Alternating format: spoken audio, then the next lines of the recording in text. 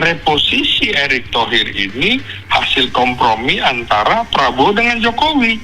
Kenapa? Sekaligus kontrol politik Prabowo atas kabinetnya, tapi bisa juga sekaligus diamankan reposisi strategis dari kemungkinan tuntutan hukum, menyingkirkan Erick dari Kementerian BUMN bisa menjadi bagian dari penataan ulang kekuasaan ekonomi di bawah kendali Prabowo Subianto.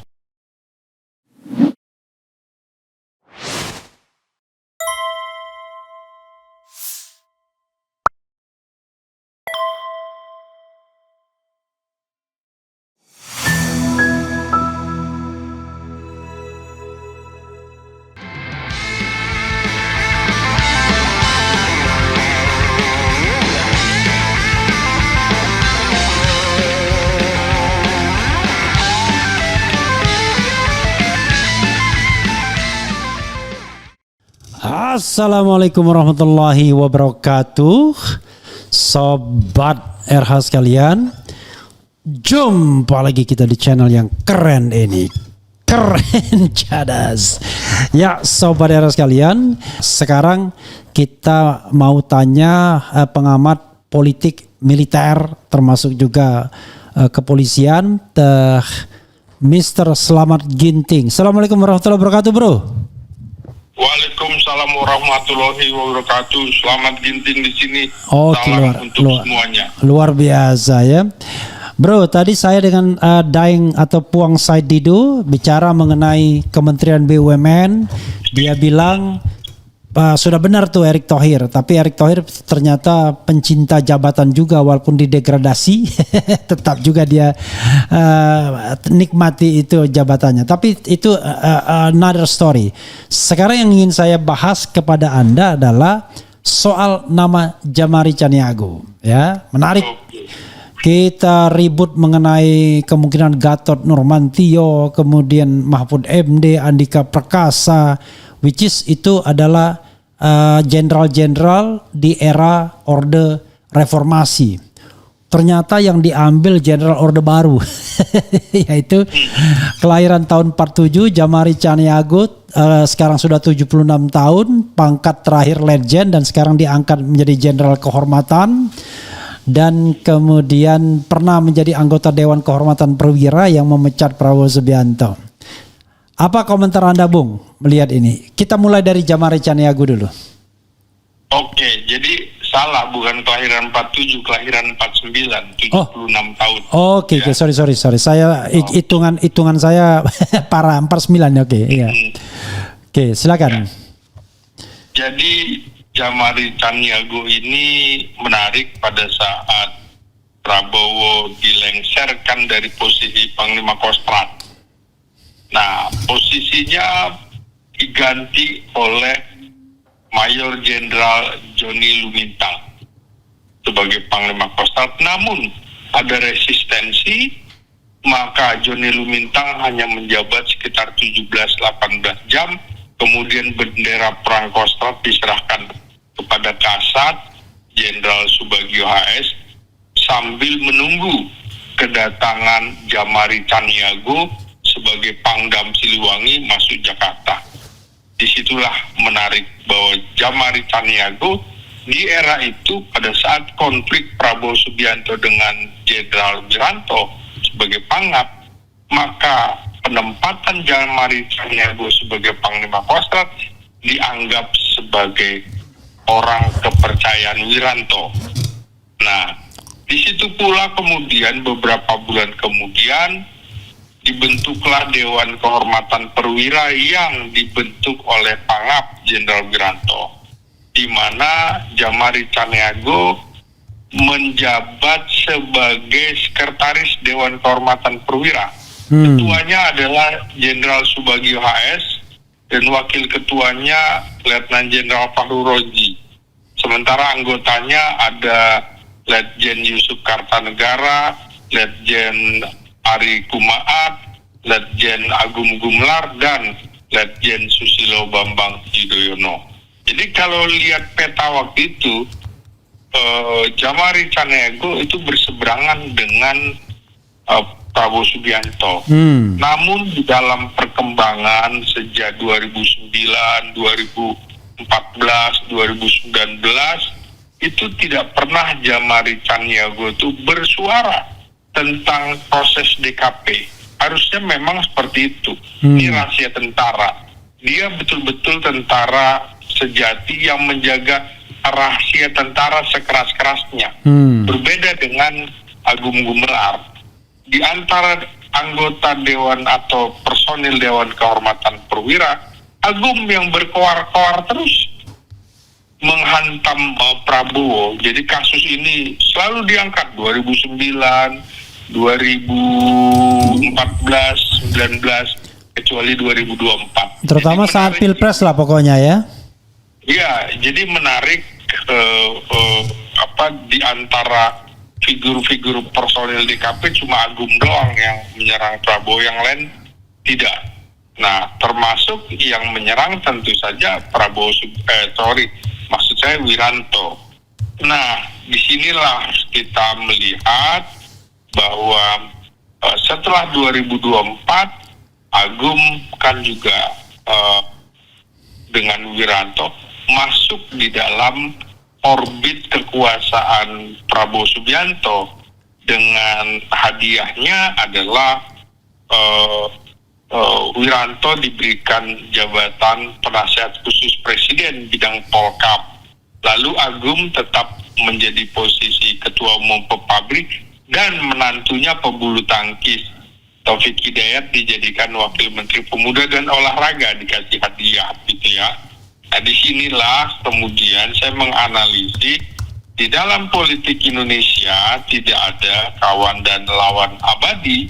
Ya, sebagaimana di politik di tempat lain juga begitu. Yang ada hanyalah kepentingan yang terus-menerus berubah. Nah, jadi fenomena ini kembali bisa dilihat dalam hubungan antara Presiden Prabowo Subianto dengan kubu Dewan Kehormatan Perwira itu.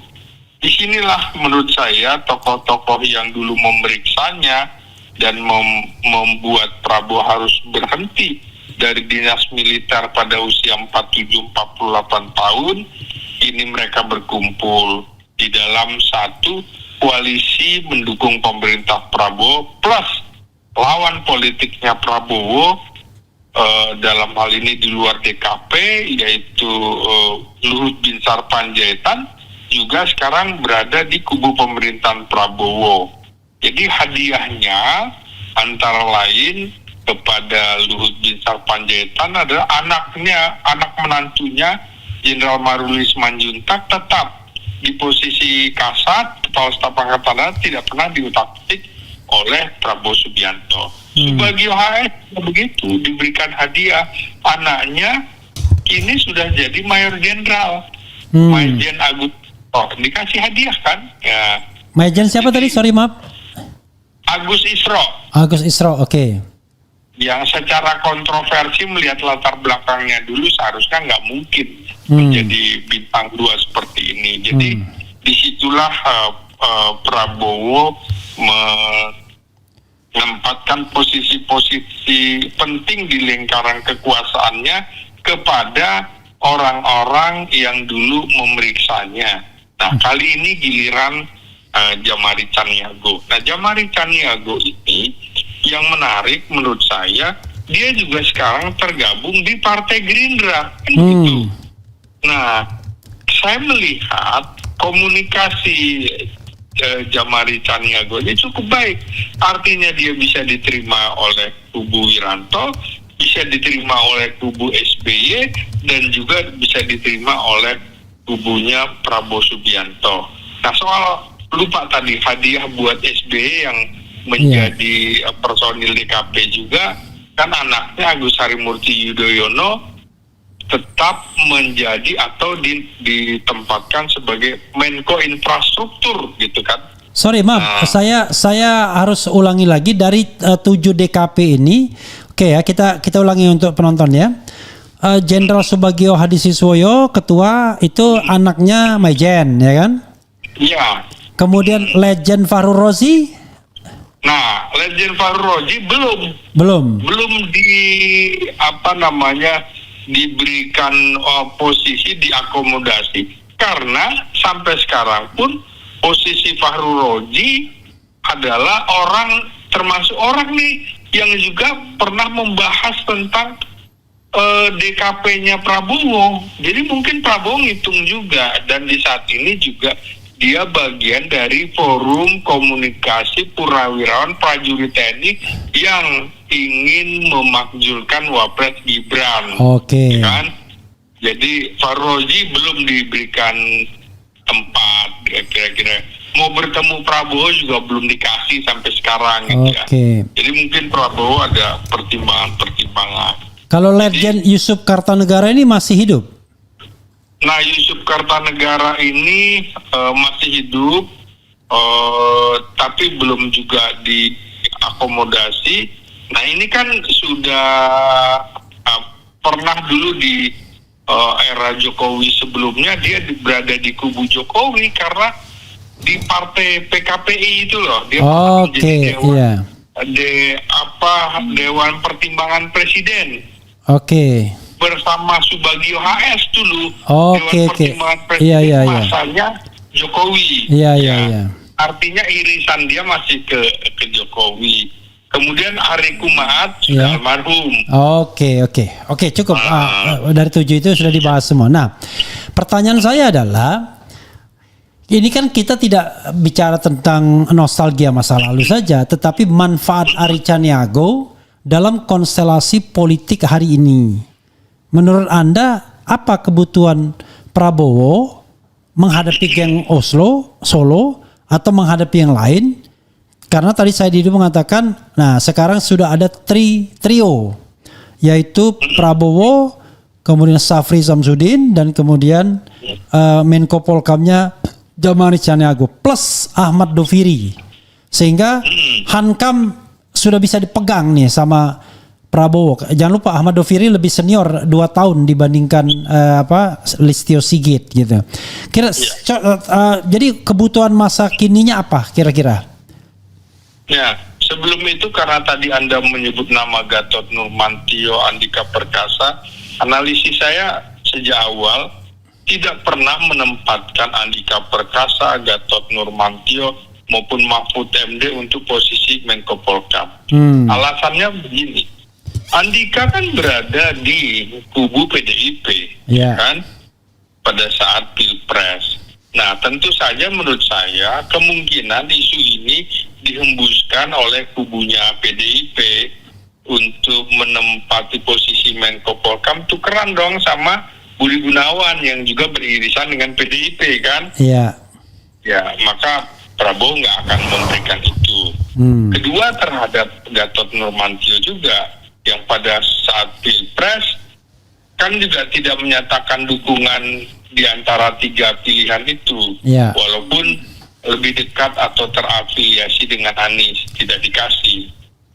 Apalagi Ganjar yang betul-betul sama-sama kubu PDIP bersama Ganjar Pranowo kan, Mahfud MD maksud saya. Mahfud MD bersama Ganjar Pranowo. Jadi nggak akan dikasih tempat lah, baik Mahfud, Andika maupun Gatot Nurmantio. Analisis saya kan sejak awal seperti itu. Nah, dengan adanya orang DKP yang dijadikan Menko Polkam, walaupun menurut saya ini hati-hati, usianya udah 76 tahun. Menko Polkam itu kerjanya cukup berat. Kita lihat dulu bagaimana pada masa SBY menjadi Menko Polkam misalnya, menangani konflik-konflik dan harus kemana-mana, termasuk DOM, daerah operasi militer di Aceh. Dia juga harus ke Maluku, ada situasi yang tidak stabil dan lain-lain. Jadi harus yang fisiknya kuat menurut saya.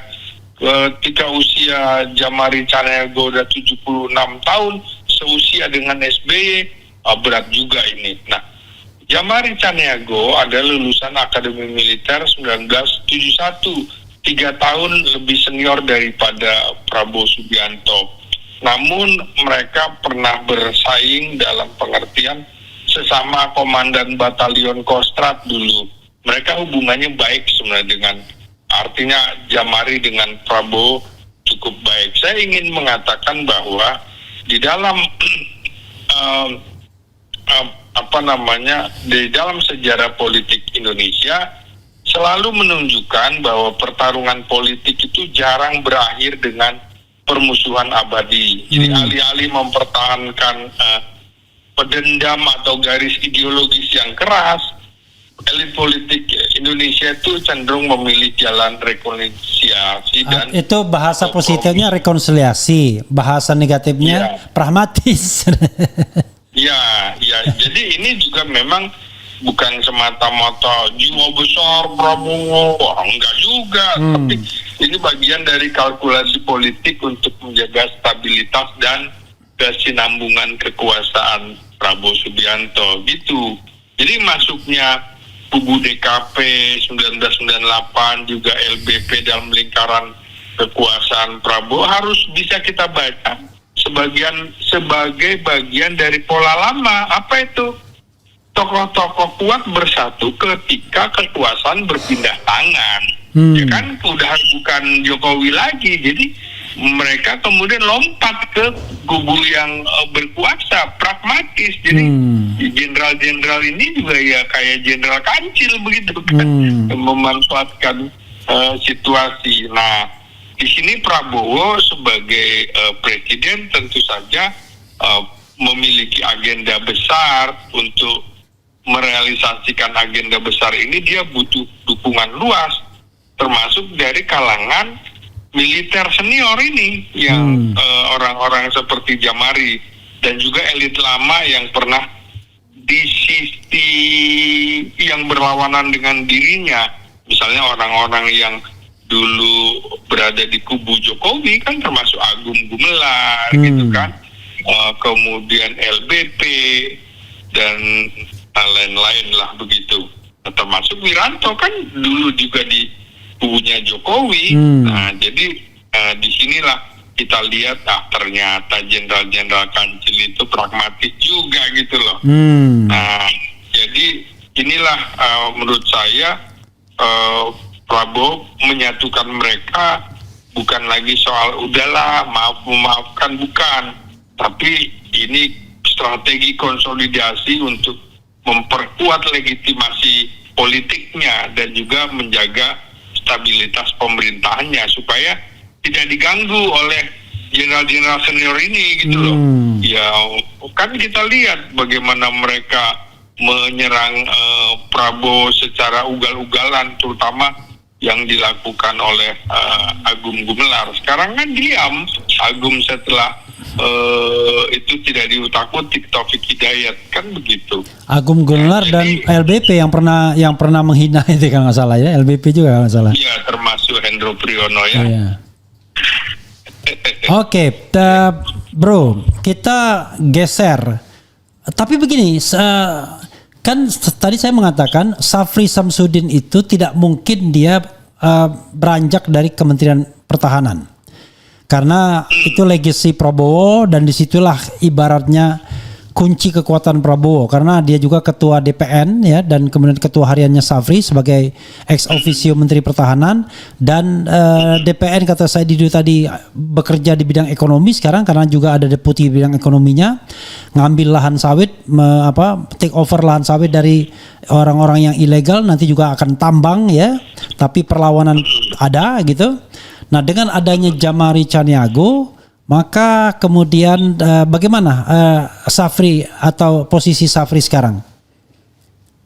Ya, otomatis karena Jamari Caniago juga lebih senior daripada Syafri dan Prabowo, maka ini sebenarnya pembatasan kekuasaan juga oleh Prabowo kepada Syafri. Jadi tidak diberikan kekuasaan yang seluas-luasnya model LBP dulu era Jokowi kan begitu. Yeah. Semua urusan LBP. Nah, ini justru menempatkan Prabowo bagaimana dia mendelegasikan kewenangan, jangan semuanya kepada Syafri. Apalagi kalau kita membaca kalimat dari Syafri Samsudin bahwa kemungkinan saya hanya beberapa bulan. Ternyata kan nggak beberapa bulan. Karena di dalam aturan main yang namanya PJ atau ad interim itu selama-lamanya sekitar 2 bulan. Nah, ini kan tidak sampai 2 bulan, artinya hanya sekitar 1 pekan sudah diganti. Ini menunjukkan Prabowo juga sedang memetakan lingkaran di dalam dia untuk melakukan pendelegasian wewenang. Jadi posisi-posisi yang diberikan kepada tokoh-tokoh senior ini menurut saya juga bagian dari upaya supaya Prabowo juga tidak dituding melakukan keputusan-keputusan yang kontroversi, memberikan kepercayaan penuh kepada seseorang. Dan kalau kita lihat situasinya, kan sebenarnya siaga, kan pertanyaan juga apakah siaga 1 itu sudah dicabut atau belum. Yang jelas dengan alasan pameran militer atau TNI di Monas untuk persiapan Hari TNI 5 Oktober, alat utama sistem senjata terutama kendaraan-kendaraan tempur kan berada di Monas. Monas kan artinya sebenarnya di depan istana. Sehingga sepertinya situasi belum normal. Apalagi kemarin Syafri datang ke DPR bertemu dengan Dasko, Sufmi Dasko Ahmad sebagai Wakil Ketua DPR, dan mereka bersepakat bahwa TNI akan mengawal, menjaga gedung DPR, DPD, dan MPR RI ini. Dan ini kan artinya Syafri itu mendapatkan tugas juga bahwa DPR gedung ini di Senayan ini adalah simbol kedaulatan rakyat. Ya, otomatis simbol juga tanda-tanda bahwa ini bagian dari objek vital negara yang harus juga dijaga oleh TNI. Artinya kan situasi belum normal. Kalau normal baru kemudian tentara mundur dari pengamanan gedung DPR walaupun nggak bisa sepenuhnya karena itu kan objek vital. Bung Refli tahu bagaimana di gedung itu Soekarno jatuh, ya kan? Laporan pertanggungjawabannya ditolak. Lalu Presiden Soeharto juga jatuh di situ.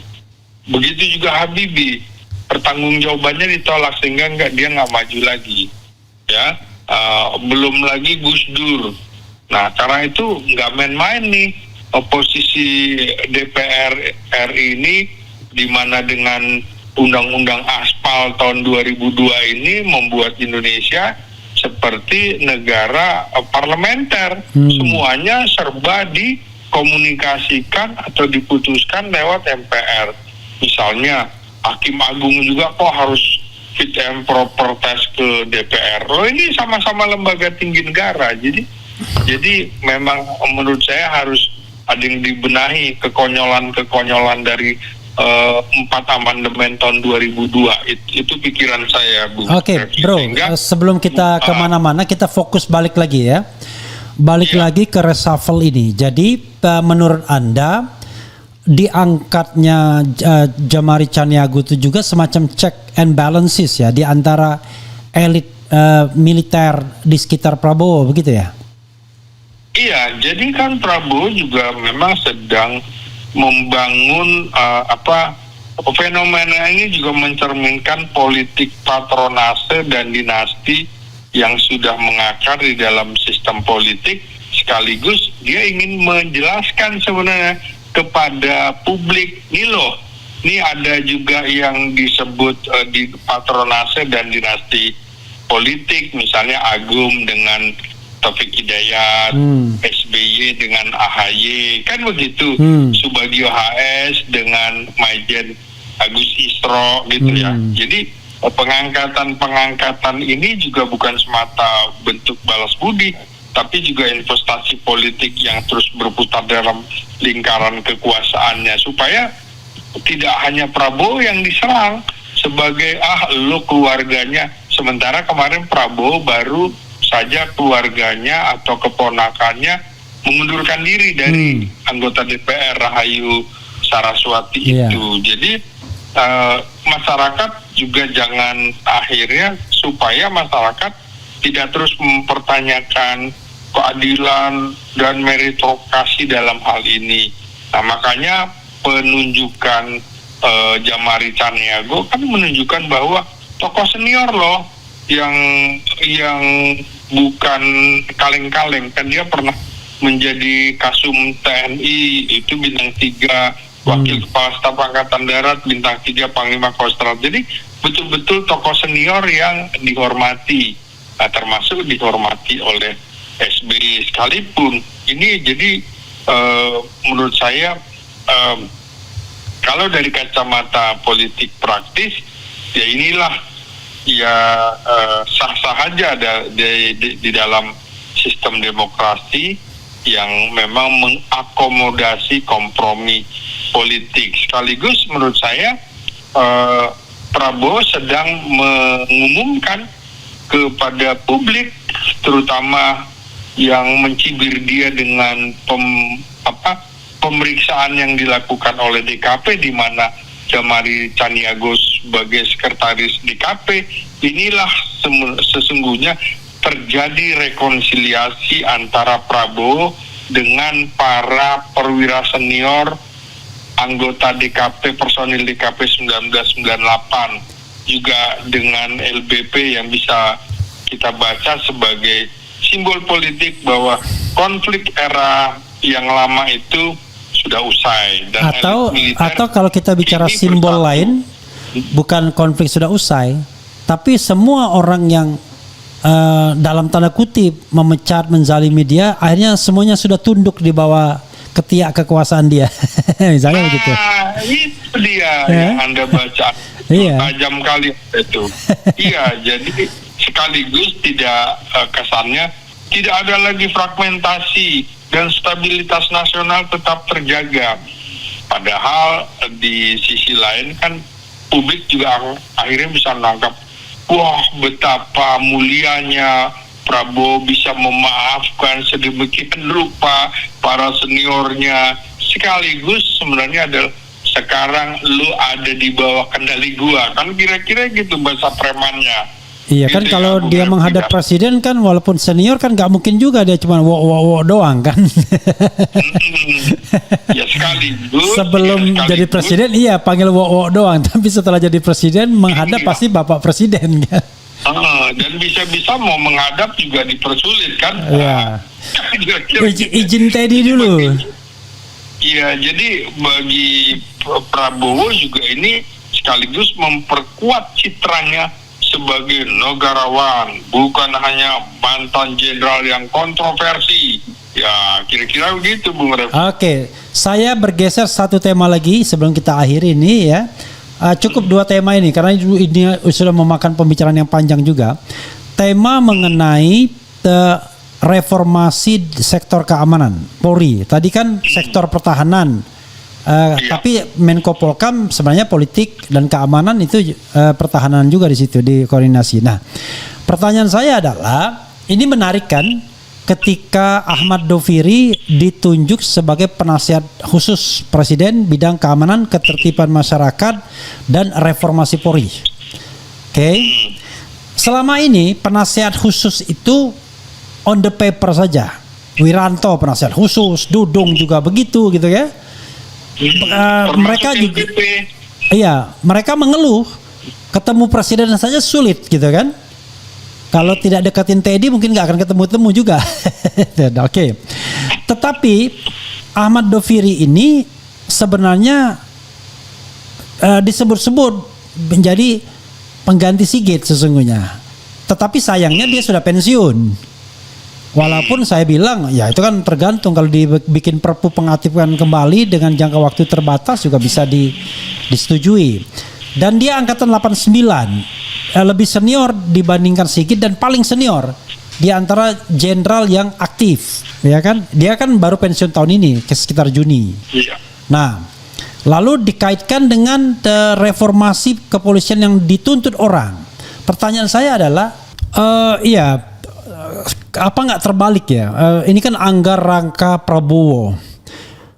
Sorry to say, walaupun barangkali dia orang yang dekat dengan Prabowo, ya kan, dianggap loyalis, Gerindra tidak beranjak dari Prabowo, usia masih 36 tahun, harta kekayaan yang dilaporkan 33 miliar. Kita harus tahu juga gitu ya.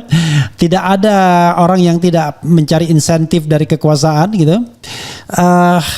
Pertanyaan saya adalah, apakah dia cukup piawai sebagai PCO? Karena menurut saya justru terbalik tuh, orang seperti Kodari yang harusnya menjadi Presidential Communication Office begitu, karena paham politik, paham konteks, ya kan, paham teks gitu. Tetapi memang kedekatan dengan Prabowo yang kemudian menjadi nilai plus Angga ini. Ibaratnya bangun tidur, Angga bisa telepon atau ditelepon Prabowo, dan Kodari mungkin tidak pernah bisa masuk ke dalam wilayah itu. Silakan.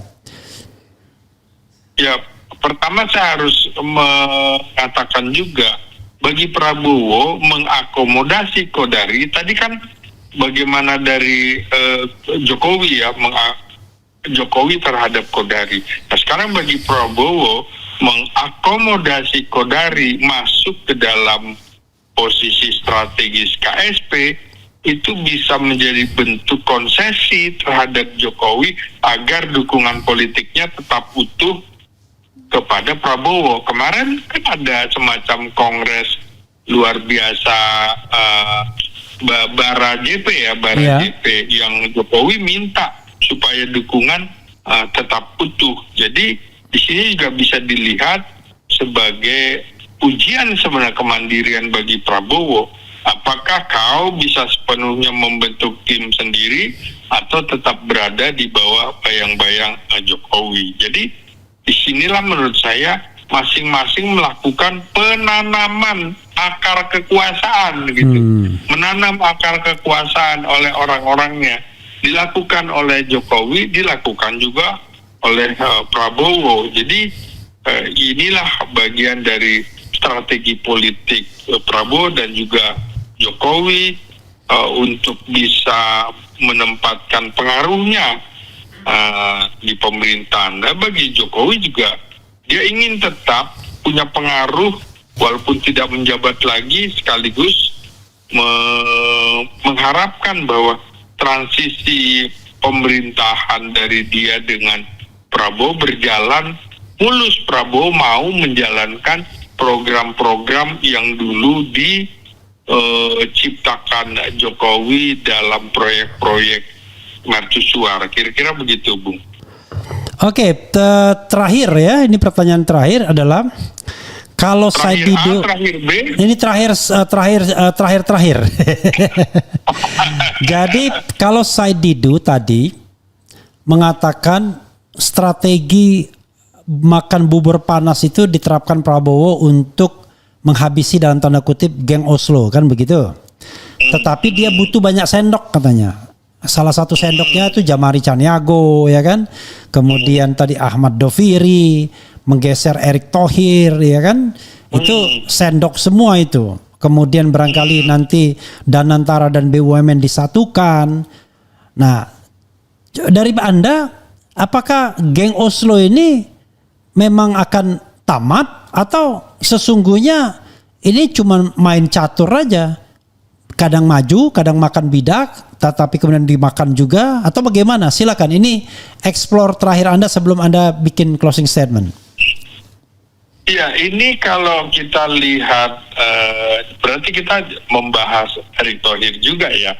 Erick Thohir ini kan harus kita maknai sebagai loyalis Jokowi, bukan orang Prabowo. Itu clear ya. Erick Thohir sangat dekat sekali dengan Jokowi. Antara lain pernah sebagai ketua TKN Jokowi Ma'ruf, Amin 2019, ya kan? Dipercaya memimpin BUMN dan juga proyek-proyek besar, pengadaan vaksin COVID, membangun istana IKN dan lain-lain.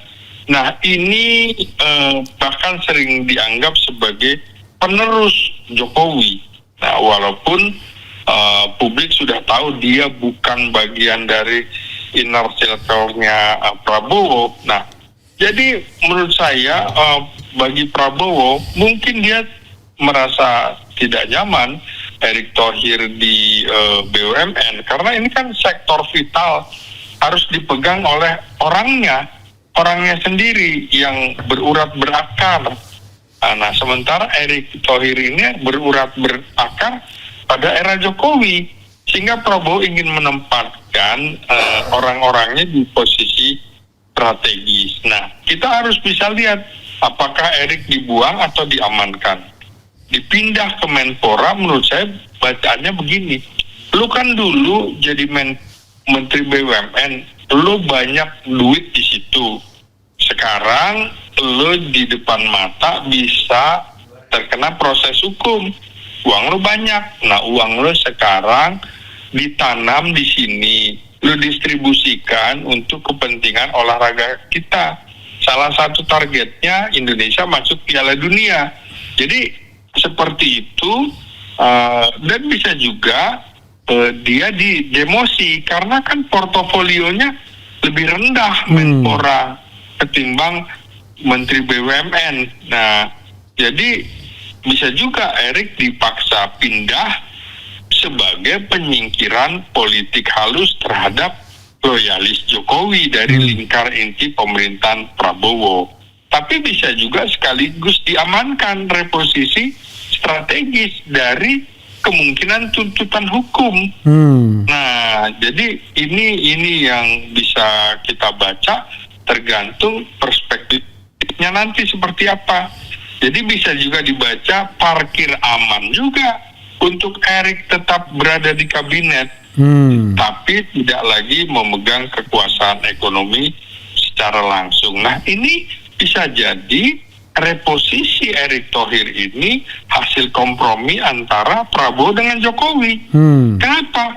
Sekaligus kontrol politik Prabowo atas kabinetnya, dengan menyusun ini orang loyal, ini orang yang loyal terhadap dirinya, orang yang loyal terhadap Jokowi, orang partai koalisi. Jadi bisa dipetakan itu nantinya orang-orang di dalam kabinet ini. Nah, situasi inilah yang membuat Prabowo harus bisa mengontrol kementerian strategisnya, terutama bidang keuangan dan Kementerian BUMN. Nah, ini yang disoroti. Sudah terjadi reshuffle kabinet, tinggal menunggu Kementerian Dalam Negeri juga, Bung. Ini kan dianggap orangnya Jokowi juga. Menurut saya reshuffle tahap keempat nanti akan menyasar Tito Karnavian sebagai Menteri Dalam Negeri, karena kementerian strategis ini baik dalam negeri, luar negeri maupun pertahanan, bagian dari triumvirat harus orang yang loyal komando terhadap presiden. Nah, sementara Tito kan tidak. Dia loyalis sejatinya Jokowi. Maka kita harus baca juga menyingkirkan Erick dari Kementerian BUMN bisa menjadi bagian dari penataan ulang kekuasaan ekonomi di bawah kendali Prabowo Subianto. Begitu, Bung. Oke, closing statement banyak, tetapi karena saya sudah janji terakhir dan saya ada tamu juga, silakan closing statement Anda. Iya, tentu saja kalau membahas tentang Erick tidak bisa dipahami, dia punya ambisi politik jangka panjang, termasuk ingin maju dalam kontestasi Pilpres, baik sebagai cawapres maupun capres di tahun 2029, bisa menjadi wakilnya Prabowo. Dia berharap seperti itu, namanya juga orang saudagar kan, pragmatis juga. Jadi menggeser Erick juga Prabowo agak hati-hati juga karena uangnya banyak, sementara dia juga bisa memanfaatkan Erick. Contohnya tadi itu, kau kan uangnya banyak, gelontorkanlah buat kemajuan olahraga Indonesia. Jadi kesimpulan dari reshuffle kabinet yang sekarang ini bukan sekedar rotasi belaka, tapi juga adalah penataan kekuasaan politik Prabowo. Jadi inilah konsolidasi kekuasaan Prabowo, penyusunan ulang para loyalis Jokowi, sekaligus reposisi politik terhadap tokoh yang potensial untuk yang potensial bisa menjadi rival atau terlalu berpengaruh di sektor strategis. Contohnya itu tadi, Syafri Samsudin tidak boleh rangkap sebagai Menko Polkam, dia Menhan saja. Itu reposisi politik terhadap tokoh-tokoh yang dia bisa petakan.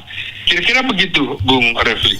Oke, masih banyak detail-detail yang kita bisa bahas, tetapi ya jangan selesaikan dulu pesta hari ini.